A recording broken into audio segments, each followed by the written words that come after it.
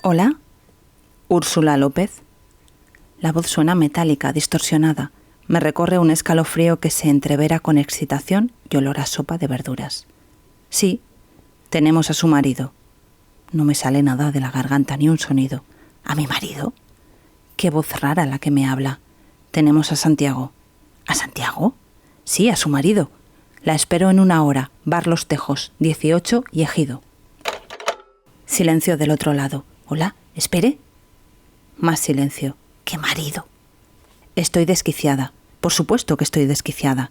¿Quién puede salir a estas horas de la noche? Pienso, mientras me apresuro a vestirme. Este no me entra. Aquello no me gusta. Tiro la ropa sobre la cama. ¿Siempre termino vestida de negro? Siempre termino vestida de negro. Y con ropa cada vez más holgada a medida que se ensancha la medida.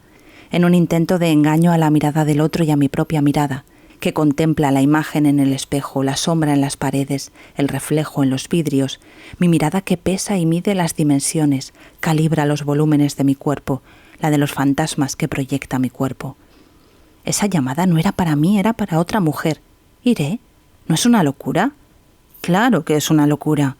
Me visto, me travisto, me coloco un trapo sobre otro, me cubro, me disfrazo, me disimulo entre pliegues y vuelos oscuros.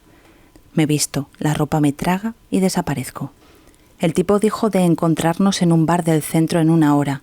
Me da tiempo para pensar qué hago. No sé por qué le dije que iría. Es peligroso, es muy tarde.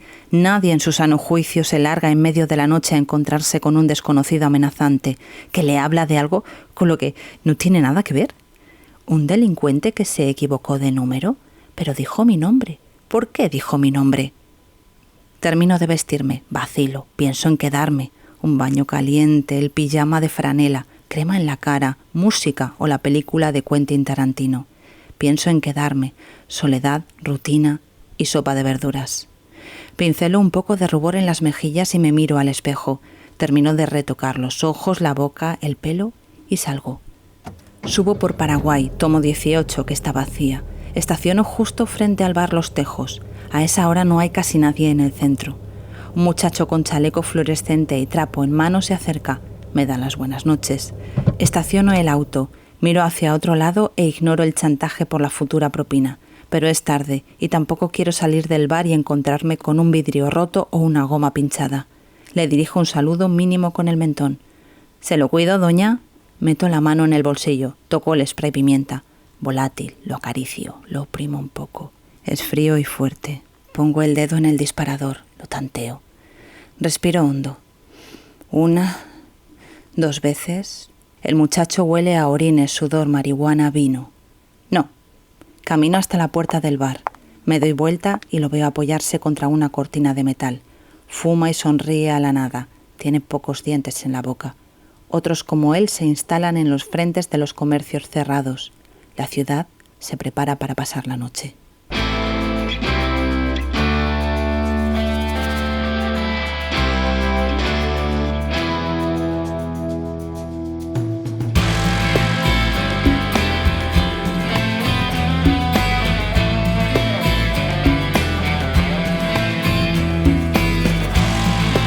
Soy Ana Vallabriga y esto es Sin Ficción, el podcast sobre crímenes reales y literatura de la editorial Al Revés. Un podcast donde los días 15 de cada mes hablaremos sobre libros de true crime y novelas policíacas.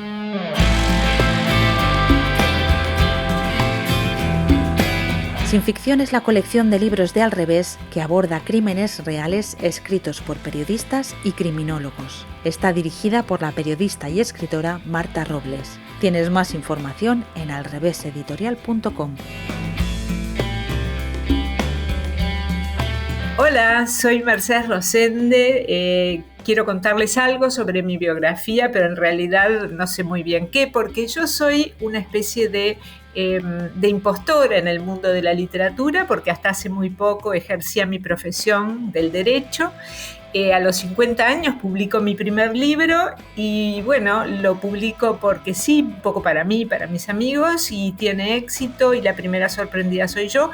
Y hoy soy una escritora. Hoy dejé mi profesión en el derecho y soy una escritora y bueno, soy la autora de Mujer Equivocada.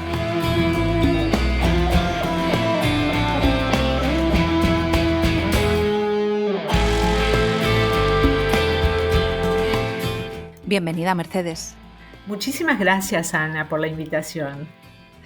Hoy vamos a hablar de violencia, como viene siendo habitual en el podcast, pero de una violencia más sutil, menos visible, pero igualmente destructiva. Pero vamos a comenzar por la novela, por Mujer Equivocada.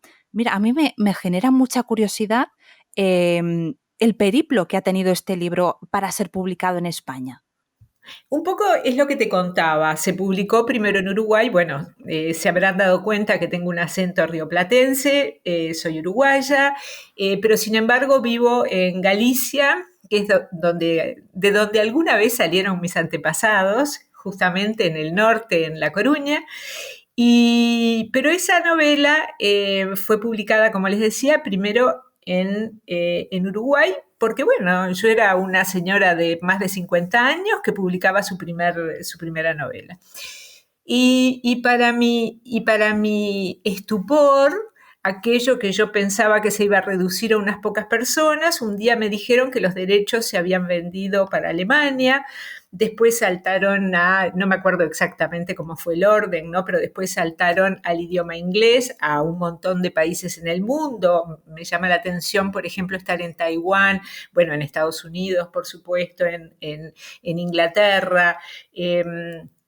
He leído críticas de Nueva Zelanda.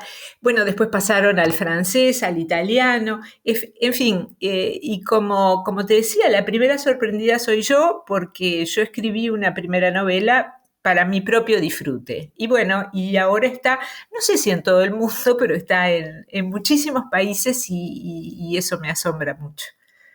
Bueno, y en España los derechos pues los tiene, como podéis suponer, pues al revés, ¿no? Compró los derechos para Sí, España. sí. A mí me resultaba increíble que mis libros, porque estamos hablando de una saga que tiene 3 libros y que ahora en breve va a salir el cuarto. Y a mí me llamaba mucho la atención que en España no estuviera, que estuviera, yo qué sé, en todos los países de alrededor, pero no estuviera en España. Pero bueno, finalmente la editorial Al Revés me trajo para este país y estoy muy contenta con la edición que se hizo en colaboración con mi editorial alemana, que tiene una estética que me gusta muchísimo y que la editorial española la mantuvo. Y bueno, y me gusta también el formato del libro, me gusta cómo trabajé con la editora, en fin. Muy cómoda y muy contenta de estar entre vosotros los españoles. Sí, decías de la portada y tal, es un poco, no sé, ¿cómo la definirías? ¿Un poco cyberpunk podría ser? No sé muy bien Sí, cómo decir. podría ser, pero también tiene como un retrogusto Sí, a, 60, 70. sí, sí, o quizá antes. Tiene Mm. como, a mí me suena a los noir que se comercializaban en Estados Unidos en los años 40 y 50, a aquellos libros baratos que estaban destinados a la clase obrera para que leyera en el metro, ¿no? No sé, me da ese aire también un poco retro. Ujú, sí, porque el fondo es rojo y aparece un primer plano un poco contrapicado, ¿no? Como si la cámara estuviera desde abajo del rostro de una mujer con una melena Sí, cortita y como en unos tonos azules, ¿no? Sería como un sí, gris azulado. en unos colores, sí, en unos colores fuertes y primarios. No sé, quedé muy contenta con mis portadas. La verdad es que sí, son muy atractivas. Y oye, ya una pregunta así de escritora a escritora, que a mí esto me llama la atención, Sí, porque claro, has hecho la edición para distintos países. ¿Se sí. nota las diferencias entre la edición que hiciste, por ejemplo, en Uruguay, la revisión que se ha hecho para España, la alemana? ¿Hay muchos cambios ahí en...? Mm, Bueno, yo puedo decirte que la edición en español es siempre la misma, que mis editores españoles no me cambiaron ni una coma, es decir, es perfectamente comprensible. Todos los españoles ven películas argentinas y las entienden perfectamente. No hay ningún cambio. Creo que hubo una sola palabra que se cambió porque acá era completamente incomprensible, pero después es exactamente igual.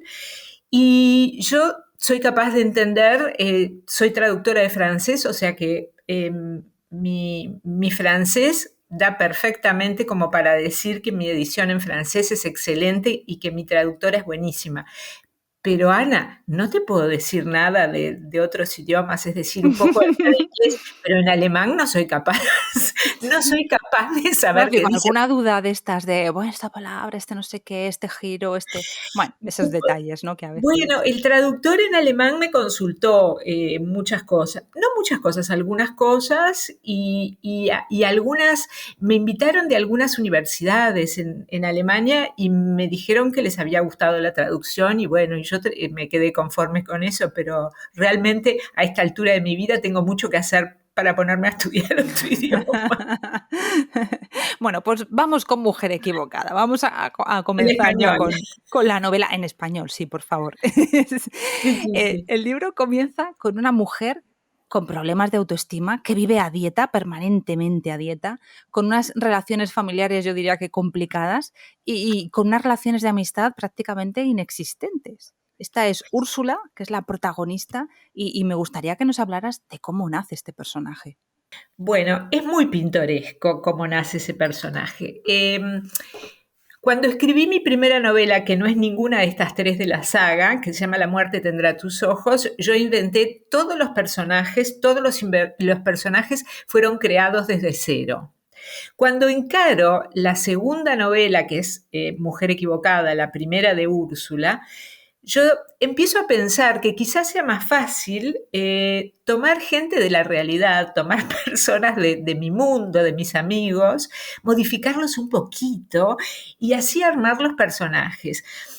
Ya lo venía haciendo con cuentos que los daba a leer y nadie se reconocía, es decir, no tenía el menor cargo de conciencia de tomar a mis relaciones, a mi familia, a mis amigos y meterlos en mis textos, en mis ficciones, y ellos jamás se reconocían. Así que me sentí totalmente impune de salir al mundo a buscar, yo necesitaba una protagonista para mi historia. La cuestión es que no la encontraba.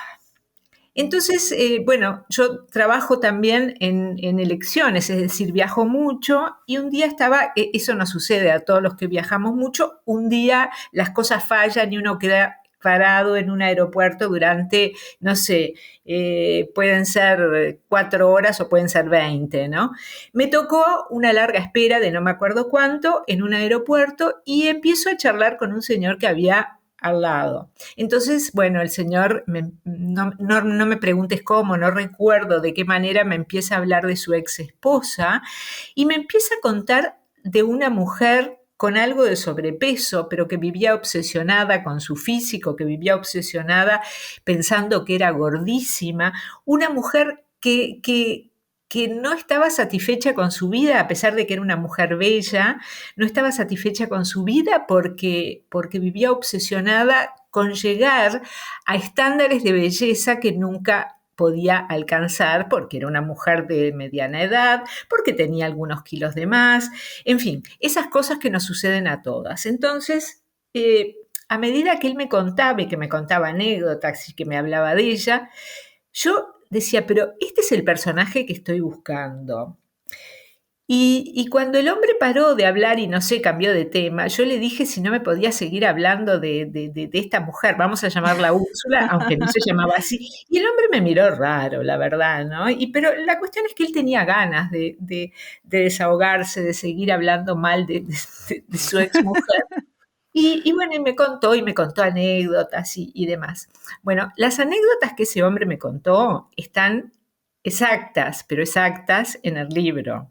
Está la de Gordos Anónimos, está la de una mujer que cuenta que la silla de plástico se le abrió, se le abrieron las patas y se rompió y se cayó en medio de una fiesta. En fin, el personaje, si bien lo cambié porque yo quería esa base, pero quería otra mujer. Digamos, la esposa de este señor que yo conocí en el aeropuerto no era exactamente Úrsula, pero era una base para hacer a Úrsula. Y bueno, y así nació. Úrsula nació en un aeropuerto y después fue cambiando.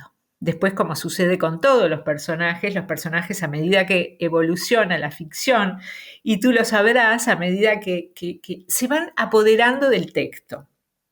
Y bueno, y Úrsula hizo eso, se fue apoderando del texto y nació como una gordita que hacía dieta y terminó siendo mucho más que eso, porque escarbando en el pasado de Úrsula se saben muchísimas cosas. Sí, tiene un pasado un poco con ciertos misterios, ¿no? Que no vamos a desvelar, pero bueno, tiene una zona oscura, digamos.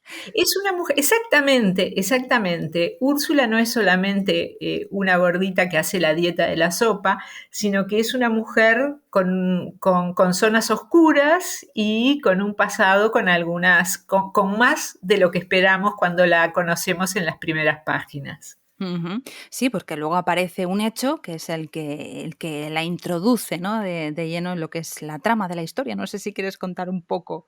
Sí, resulta que, bueno, Úrsula es una mujer sola, vive en el apartamento, en el piso que vivía con su padre está muerto. A pesar de eso, el padre está muerto, pero está vivo, ella habla todo el tiempo con la voz del padre. El padre le habla y ella le contesta, se pelean todo el tiempo, discuten, en fin. Pero es una mujer sola, una mujer tremendamente solitaria. Nos da la impresión al principio que no tiene amigos, que no tiene relaciones. Su único familiar vivo es Luz, su hermana.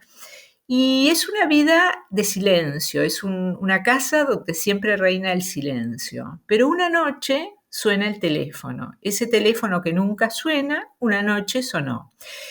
Ella atiende y del otro lado una voz le dice que tienen a su marido, que quieren 1 millón, que vaya a un café del centro de Montevideo. Y clic, cuelgan la conversación. Ujú. Y Úrsula se pregunta, ¿qué marido? Yo no tengo marido. Pero de todas maneras decide ir al encuentro con el secuestrador de su supuesto marido. Ujú. A mí me encantaba esto de empezar una historia con una confusión, con algo equivocado, con algo desacomodado. Me encanta la idea del error, ¿no? De que algo sucede por error, porque sí, y que después eso condiciona toda la trama. Entonces, por supuesto, yo no lo inventé. En la literatura hay muchísimas llamadas a la persona equivocada. Pero en base a eso, bueno, se construye toda la trama de la novela porque Úrsula, que quiere cambiar de vida, que está aburrida con su vida, que está, no aburrida, está harta de tener una vida monótona, decide ir al encuentro del secuestrador de su marido. Sí, además, una de las cosas que tiene de especiales esta novela es el tema del uso del humor, ¿no? No es muy habitual encontrar novelas de humor en la actualidad. No, es cierto, no es habitual y menos en el género negro. Lo que pasa es que yo pienso que en el fondo yo no quería hacer una novela negra, sino que quería hacer una especie de parodia de la novela negra. Quería burlarme de la novela negra. Entonces, se tratan temas que me inquietan y que me resultan importantes, como el del cuerpo de la mujer y todo eso de lo que seguramente después hablaremos, pero se tratan con humor. E incluso yo creo que se abordan también los tópicos de la novela negra, como encontrarse con un secuestrador en un bar a medianoche, pero que todo eso se hace con humor y con un cierto aire de tierna burla. Yo adoro la novela negra, el género noir, pero también a veces me hace mucha gracia que se repitan una y otra vez los tópicos. Entonces, bueno, por un lado me salió una novela negra, pero por otro lado también creo que me estaba burlando un poco del género. Bueno, has introducido ya que íbamos a hablar, em, del tema, ¿no? Que realmente es el que está detrás de toda esta historia. Hemos hablado de la trama, hemos hablado un poco de los recursos estilísticos, pero ¿qué querías contar con esta historia? Al principio cuando empecé a escribir, yo creo que uno cuando escribe se va conociendo a sí mismo, que van surgiendo los temas sin que uno se los proponga, ¿no? Entonces empecé a releer textos míos y me di cuenta que me importaba mucho, que me inquietaba mucho el tema del cuerpo de la mujer, el tema de cómo la sociedad y las instituciones nos presionan para que tengamos para que alcancemos un determinado estándar de belleza. Es decir, las mujeres occidentales nos hemos liberado, hemos alcanzado derechos legales, reproductivos, accedimos a los niveles más altos de educación, entramos en oficios y en profesiones, es decir, tiramos por tierra todas aquellas creencias antiguas del papel social que tenía la mujer, ¿no? Entonces llegamos a esto. ¿Nos sentimos libres? No. No, porque sustituimos toda aquella presión social, por el estándar de la belleza, porque nosotras queremos llegar a determinados estándares de belleza, queremos tener determinado rostro, cabello, ropa, apariencia física. Entonces, es como que vamos como una especie de manada en pos de ese estándar que se llama el mito de la belleza, o que algunos han llamado el mito de la belleza, ¿no? Entonces, de alguna manera yo siento que nos estafaron, o que nosotras mismas nos metimos en un brete, porque tenemos muchos más derechos, estamos muchísimo mejor desde el punto legal, nos hemos superado, pero resulta que nos pesan imágenes de belleza que son inflexibles y crueles, y sobre todo que son imposibles de alcanzar. Todas queremos ser tapas de revistas, y ese estándar de belleza no existe. Entonces, bueno, eso es un poco de lo que yo quería hablar, ¿no? Quería hablar de cómo desde el colegio, desde el hogar, desde la propia familia, se presiona a las mujeres. Y si hablo de las mujeres no quiere decir que a los hombres no les suceda, pero estoy segura, absolutamente segura, que les sucede en un nivel mucho menor del que nos sucede a las mujeres. Quería mostrar, visualizar el hecho de que las mujeres vivimos condicionadas, que muchas veces condicionamos toda nuestra existencia por mostrarnos más jóvenes, más delgadas, más guapas. Y es como decía, creo que te lo mencionaba un día que hablamos por teléfono, como decía Coco Chanel, nunca se es suficientemente rica ni suficientemente delgada. No estamos hablando ahora de lo rica, pero nunca se es suficientemente delgada. Creo que mucha gente no es consciente de la estrategia económica de los medios. La mayoría obtiene sus beneficios de la publicidad, de modo que su contenido no publicitario depende de la publicidad. Todo el mundo debe saber que lo que los medios quieren realmente es que seas algo que no eres. El propósito de gran parte de la publicidad es que sintamos inseguridad. A los hombres se les crea esa inquietud a través del estatus. Hay que dar esa imagen, y si no, siempre puedes conducir un coche potente. Con las mujeres se utiliza el nunca eres bastante hermosa.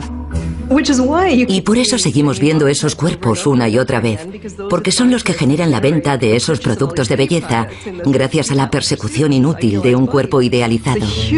Y eso es muy rentable para los medios y para los anunciantes.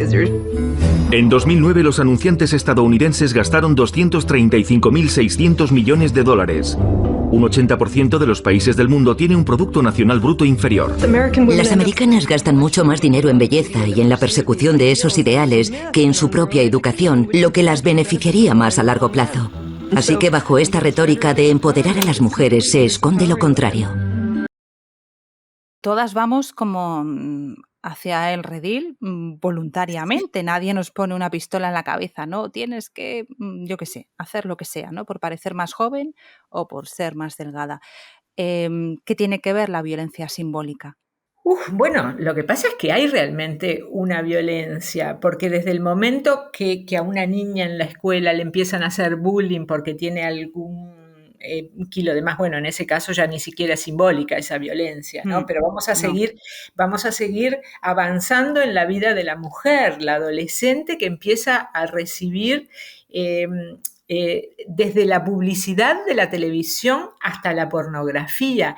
Todo nos va condicionando a que seamos de determinada manera. Nos van encasillando nuestro cuerpo, lo van formateando nuestro cuerpo. Esa obsesión con el físico, ese terror de envejecer, el horror a la pérdida del control, no sé, es una violencia de la que pocas veces se habla, pero que sin embargo estamos sometidas perpetuamente. Además, funciona también como arma. El mito de la belleza femenina, funciona hasta como un arma política. Es decir, no quiero señalar a nadie, no quiero señalar a nadie con nombre y apellido, pero cualquiera puede mirar la televisión y ver que en los mensajes políticos de alguna manera también se habla del físico de las mujeres, es decir, de las mujeres que fueron violadas porque andaban solas y borrachas, pero en realidad también se está hablando de la forma en que están vestidas, por ejemplo, aquello de lo que últimamente nos burlamos, sí, usaba la pollera muy corta, la falda, estoy hablando en uruguayo. Pero quiero decir, hay una violencia contra el cuerpo de la mujer constante. Entonces, y eso se vio también a lo largo de la historia en la literatura, como te contaba. Pero bueno, no sé por dónde quieres ir. Bueno, me gustaría primero definir qué es la violencia simbólica. Bueno, no, ¿Cómo podríamos definirla de alguna manera? Ese es un tema sociológico en el que no me gustaría meterme, porque además, mira, Ana, siempre digo, hay temas que me preocupan muchísimo y que trato de que se reflejen en los textos, pero tampoco quiero que sean manifiestos, ¿no? Es decir, yo intento que mis novelas, en primer lugar, tengan una trama entretenida y, por supuesto, también volcar mis preocupaciones, ¿no? En este caso, no solamente la preocupación por el físico en la mujer, sino además por la violencia, o sea, la violencia que se ejerce en la mujer, pero también la violencia que hoy tenemos en las calles. Ahora, si me preguntas por la violencia simbólica, en este caso que estamos hablando específicamente, el de la mujer, bueno, yo creo que nosotras estamos acostumbradas a eso desde que nacemos, es decir, desde que nos programan en un sometimiento social y que nos inculcan mitos sobre la maternidad, sobre lo doméstico, sobre la castidad, sobre la pasividad que debe tener la mujer. Todo es una cuestión ideológica que intenta destruir y soterrar los logros que el feminismo va teniendo a medida que va avanzando, ¿no? Sí, a mí me gusta mucho señalar que violencia simbólica la podemos encontrar incluso en los chistes, ¿no? Porque los chistes de suegras y nueras, ¿no? O de mujeres mandonas, te están indicando de alguna manera qué es lo correcto y qué no es lo correcto. Y eso lo vemos en los chistes, lo vemos en la literatura, lo vemos en el cine. Pero absolutamente, además los textos, la literatura, cómo la literatura nos pone en nuestro lugar desde tiempos inmemoriales, es decir, ¿por qué hay un sexo que hasta determinado momento se aceptó que primaba sobre el otro si no hay ninguna base biológica, más que la fuerza física, ¿no?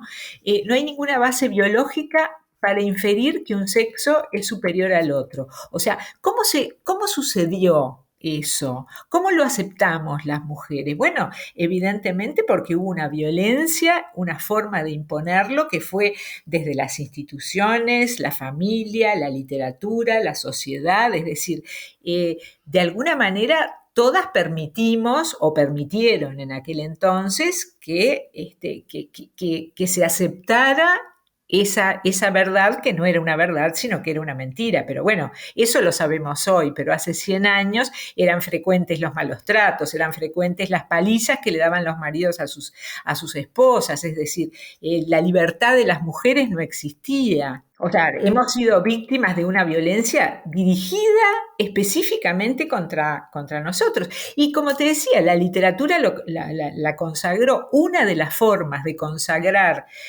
no solamente la violencia, sino de consagrar ese papel secundario de la mujer en la vida, ese papel reproductivo, de cuidadora del fuego del hogar, ese papel de un poco tonta, menos inteligente que el otro sexo. Todo eso lo vemos reflejado, por ejemplo, en la Ilíada, ¿no? O sea, en la literatura desde tiempos inmemoriales. Fíjate que la mujer en la Ilíada, ¿qué es? Es un botín de guerra, ¿no? La mujer es apresada, esclavizada, intercambiada. Es un premio dentro de la guerra.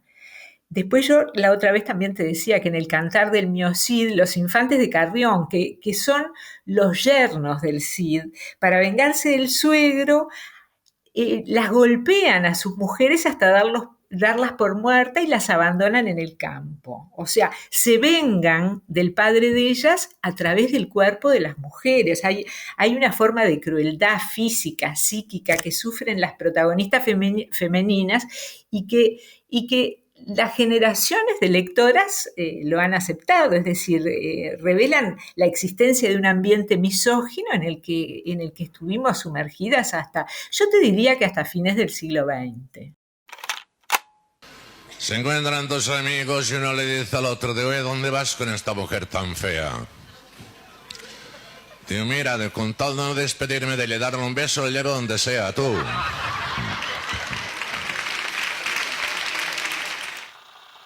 Fíjate todo la literatura que hubo aquí, por ejemplo, en los años 70, sobre todo, de literatura barata, ¿no? De kiosco, donde eran historias románticas en las que el final pues era que la mujer se casara como en medio para tener hijos, ¿no? Se daba ese camino como el bueno que debía de llevar una mujer decente. Sí, pero fíjate que ustedes los españoles también tienen a una mujer, a una escritora como Emilia Pardo Bazán, que ya a fines del siglo XIX criticaba a los maltratadores, ¿no? O sea, también hubo casos, digamos, por fuera de la letra, ¿no? También estaba, yo qué sé, Virginia Woolf, que fue una feminista antes de las feministas, es decir, hubo mujeres diferentes, Simone de Beauvoir bastante después, ¿no? Margaret Atwood, que también empieza a escribir no ahora, sino hace muchísimos años, es decir, hubo mujeres que intentaron dar otra visión. Sí, pero eran casi un poco la excepción, ¿no? Exactamente, fueron la excepción, pero se fue consagrando. Y dentro de la novela negra, la mujer estaba prácticamente cosificada, porque o era la femme fatale, ¿no? La mujer bella y muchas veces la asesina, además, ¿no? La viuda negra, o era la secretaria tonta, o era la secretaria fea y tonta, es decir, la novela o la víctima. Negra, o la víctima, o el cadáver, exactamente, pero yo el primer caso que recuerdo en la literatura de una mujer inteligente que investiga crímenes es Miss Marple de Agatha Christie. Es la primera, no sé si hay otra, antes seguramente habrá, pero yo no las conozco. Y en todo caso son una rara avis. Sí, desde luego. Pero yo te quería preguntar también con todo esto, ¿no? Porque es verdad que la novela negra ha sido especialmente machista, por todo lo que tú decías, y ha sido complicado yo creo que ahora ya escritores, escritoras, ya hay cierto equilibrio, ¿no? Pero hasta hace mucho se consideraba que las mujeres no podían escribir novela negra, o lo que escribían no era realmente novela negra, porque aportaban otros temas, otras cuestiones que se alejaban, ¿no? Sí, es cierto. Tan cierto que al primero o segundo encuentro de novela negra que fui, un escritor me dijo, pero ¿qué sabrás tú de armas? Así, ¿no? Con esa misma expresión que te estoy diciendo, pero ¿qué sabrás tú de armas?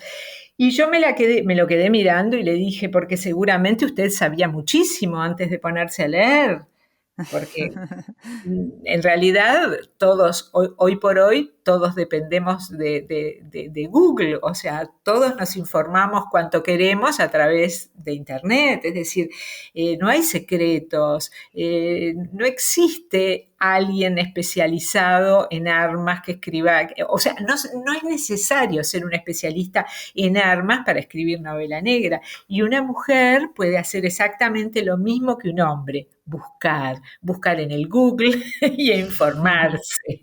Y bueno, y un poco, sobre todo en mi segunda novela, que hay unas cuantas armas un poco sofisticadas, tuve que investigar y después, y sí, fue un poco gracioso porque me preguntaron varias veces de dónde había sacado yo la información y yo les decía, bueno, pero yo saqué la información del mismo lugar del que la saca, qué sé yo, no sé, John Connolly. ¿Por qué no le preguntan a John Connolly de dónde sacó él la información de sus armas? ¿Por qué me lo preguntan a mí?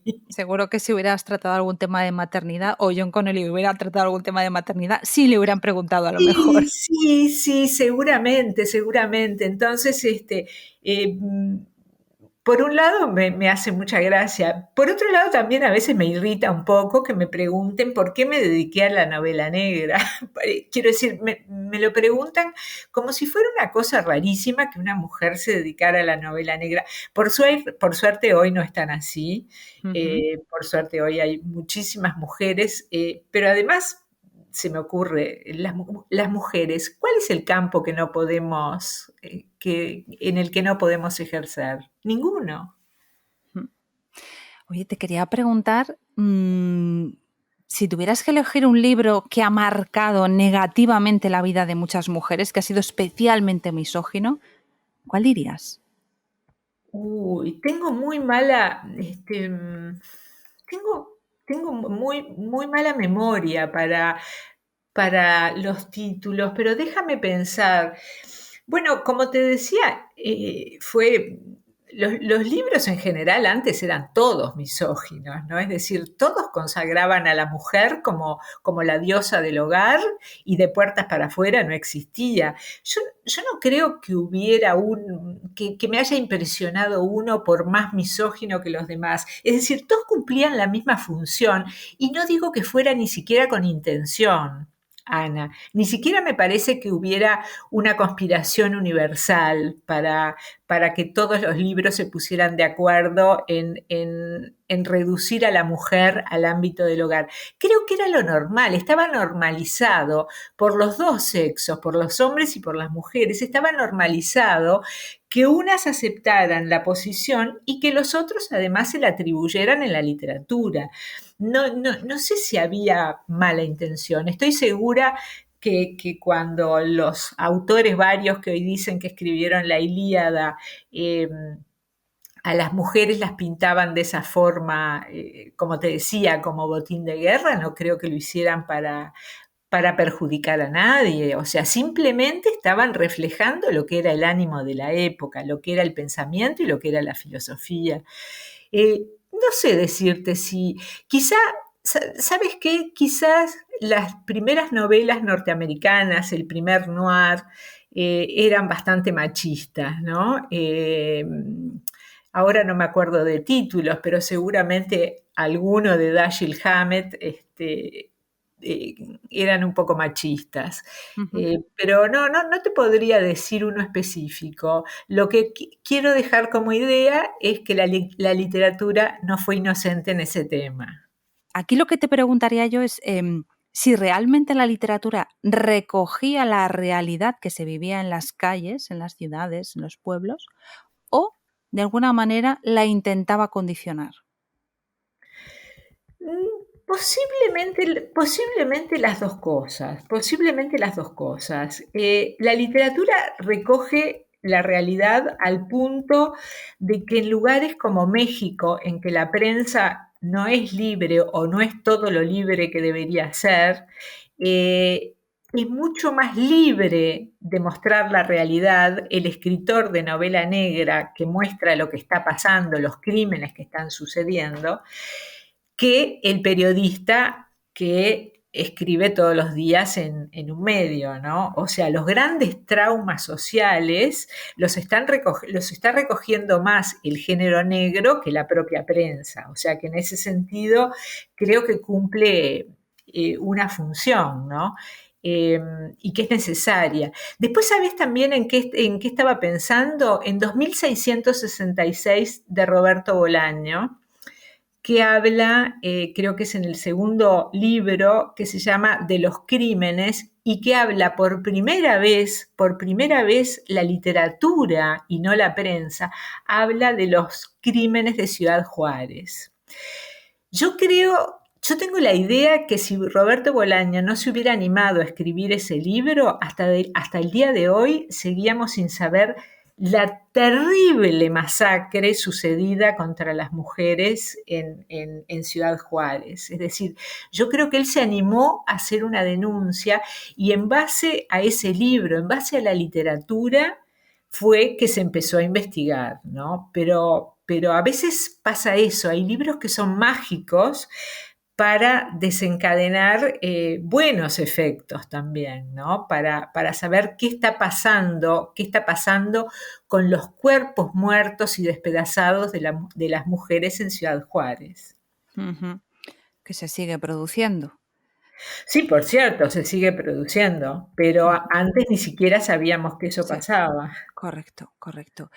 Entonces, podríamos aventurar que, bueno, una sociedad donde cada vez se dice, ¿no?, que los jóvenes, pues bueno, a partir de una determinada edad dejan de leer, o los mayores leemos menos, ¿no?, con todas las plataformas, con todas las opciones de ocio que tenemos, ¿sigue teniendo poder la literatura para cambiar las cosas? Estoy segura que sí, tenemos que tener fe en la literatura. No, pero estoy segura que sí. A fines del siglo XX yo me acuerdo de haber leído una novela que me causó bastante estupor, una novela negra de Henning Mankell creo que se llamaba La Quinta Mujer, y que justamente hablaba del tema de la violencia de las mujeres, ¿no? De la violencia contra las mujeres, del femicidio específicamente. Y en esa época todavía no era, creo que la novela es de los 90, en esa época todavía no se hablaba de eso, se le llamaba violencia intrafamiliar o se le llamaba, eso en el mejor de los casos, se le llamaba violencia familiar, nada más. Y Henning Mankell lo muestra en un país que a priori nosotros consideramos como campeón de los derechos humanos, ¿no? Es decir, Suecia, nosotros nunca pensaríamos que en Suecia suceden cosas como esa, pero resulta que Henning Mankell lo pone sobre el tapete, lo denuncia en los 90, como te estaba diciendo. Y a mí me causó bastante... ¿Cómo explicarte? Me produjo mucha ternura hacia el escritor, porque dije, esto no debe haber sido fácil de publicar en ese momento. Uh-huh. Y bueno, y después vino, no sé si te acuerdas, Stieg Larsson, ¿cómo se llamaba? Millennium, la novela. Que bueno, que también, pero ya en una época, ya ahí entramos en el siglo XX y ya la denuncia, digamos, se había convertido en una especie de avalancha. Y todo esto de lo que estamos hablando ya era una ideología que ya estaba en franca decadencia. Uh-huh. Me ha chocado mucho, porque no había sido nunca consciente, en un artículo tuyo que he leído, que dices que sabemos perfectamente cuáles son las medidas que debe de tener la mujer ideal, ¿no? Que es ese 90, 60, 90, sí. Pero no sabemos cuáles son las medidas ideales para un hombre. ¿Tú la sabes? Yo nunca lo leí. Nunca lo leí en mi vida. Las mujeres tenemos que pesar tanto, tenemos que medir cuánto. Incluso Úrsula, mi personaje, lo dice en algún momento. ¿Desde cuándo ¿desde cuándo mis caderas dejaron de tener una medida saludable? O sea, las mujeres tenemos medidas saludables, peso saludable, mucho más que los hombres. Es decir, nuestra salud se equipara con nuestra belleza también. Uh-huh. Y sin embargo, los hombres no tienen ese problema. No, desde luego, Mujer equivocada es un libro que yo creo que da para pensar, pero para pasarlo bien. Es un libro con el yo me he divertido muchísimo, a mí me ha gustado mucho, ya te lo he dicho antes, que para mí ha sido todo un descubrimiento. Pero aparte tiene ese pozo, ¿no? Que te habla un poquito de esa presión que sufrimos las mujeres por el hecho de ser mujeres. Y de hecho, no hemos hablado del mito de la belleza de Naomi Wolf, ¿no? Ese libro que has nombrado. ¿Qué cambio supuso ese libro? ¿Qué temas puso sobre la mesa? Bueno, en realidad Wolf lo que denuncia, para decirlo en pocas palabras, es que más allá de que nosotras rompamos el techo de cristal, que nos transformemos en profesionales, que ganemos en derechos, que ganemos en educación, nos hemos creado otro techo de cristal que es el de la belleza. Por eso ella titula su ensayo El mito de la belleza, porque la belleza es un mito inalcanzable. Nosotras queremos ser como son las modelos que vemos en la televisión, pero las modelos que vemos en la televisión realmente no existen. Son un mito porque después tú las ves y bueno, tienen operaciones, tienen Photoshop, tienen un montón de cosas. Entonces, queremos parecernos ¿a qué? ¿A quién? Pero además, detrás de todo esto no es inocente. Detrás de todo esto hay una industria, hay un negocio internacional en torno a la belleza. Es decir, para llegar a ser más delgada, más bella y más joven, para mantenerte toda tu vida joven, toda tu vida bella y toda tu vida delgada, hay un enorme mundo de los negocios soportándolo y también incentivándote, o sea, haciéndote caminar como la zanahoria delante del caballo, haciéndote caminar en un sentido. Y allá vamos, como decía al principio, toda la manada, nosotras, en pos de ese mito que nunca lograremos alcanzar. Pero mientras tanto, el mercado nos va vendiendo cosméticos, tratamientos de belleza, dietas para adelgazar. Es decir, nos va rodeando de toda una parafernalia que hace que la belleza, y creo que en algún lugar se mencionan cifras, sea uno de los 10 mejores negocios o 5 mejores negocios del mundo. Entonces, ¿qué le sirve al capitalismo? Que nosotras nos vistamos con un jean viejo y que comamos lo que se nos ocurra, ¿no? Al capitalismo le sirve también tenernos a nosotras adoctrinadas y dentro de la manada para que sigamos consumiendo cosméticos, tratamientos de belleza, etcétera, etcétera, etcétera. ¿Esto va a salpicar en algún momento a los hombres tanto como a las mujeres? Sí, yo creo que ya lo está haciendo, ¿eh? Yo creo que los hombres ya están siendo de alguna manera rehenes también, porque claro, es un nicho de mercado nada despreciable, es decir, la belleza masculina se va convirtiendo lentamente y con dificultad, porque no todos los hombres lo aceptan, se va convirtiendo también en un nicho de negocios, por supuesto, pero siempre el mejor es el de la belleza.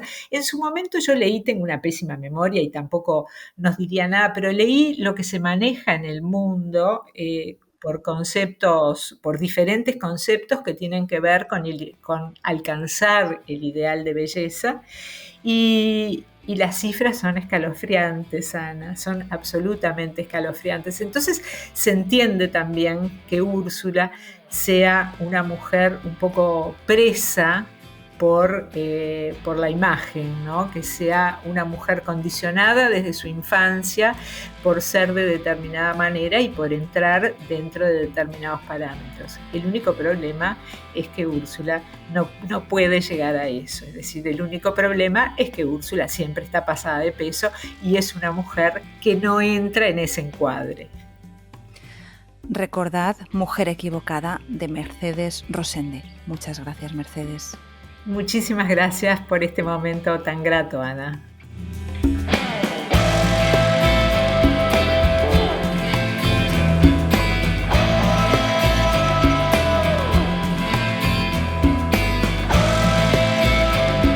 Si no quieres perderte ningún episodio, suscríbete al podcast.